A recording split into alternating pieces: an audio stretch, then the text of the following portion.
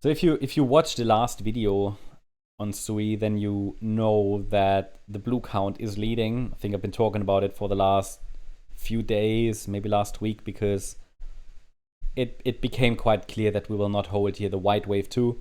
So the blue count is broadly aligned with what Bitcoin is doing, which means pressure is downward, yeah. And we're currently, and by the way, it's also aligned with what Ethereum is doing.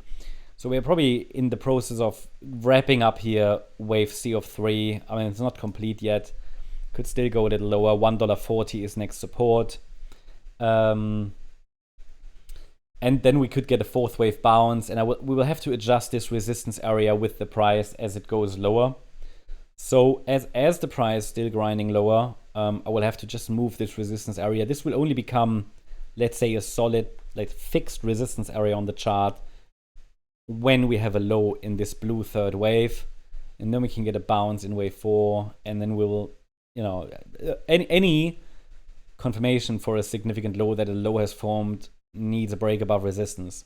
248. At the moment we are below resistance, far away, and so we could at any point it could start to move, but it looks like it might need a few more downside squiggles. $1.41, maybe it'll get there, and then get a fourth wave bounce, and then maybe even one more low. So yeah, the pressure is still down. I don't see anything clearly bullish here on this chart, I have to say. The larger time frame will clarify that further. I mean, the question is always with bear market or not. I mean, you could argue that, I mean, this chart is corrected since January. This is nearly a year, guys. I mean, we've down 70%. I mean, is this for altcoins? Is this already a bear market for SUI? I mean, it's like probably it's like 70%. But it doesn't mean it goes to zero, right? But this here is the ABC structure that I just showed you on the smaller time frame.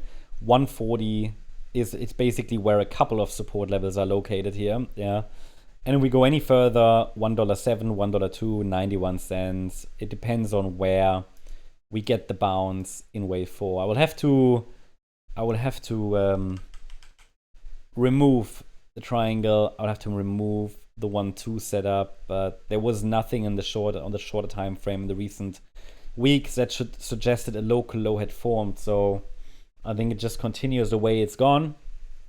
And once we reach important support levels, we can watch for reactions. But unless there is a clear 5-wave move, there is no confirmed low. Right? We need some upside momentum for now.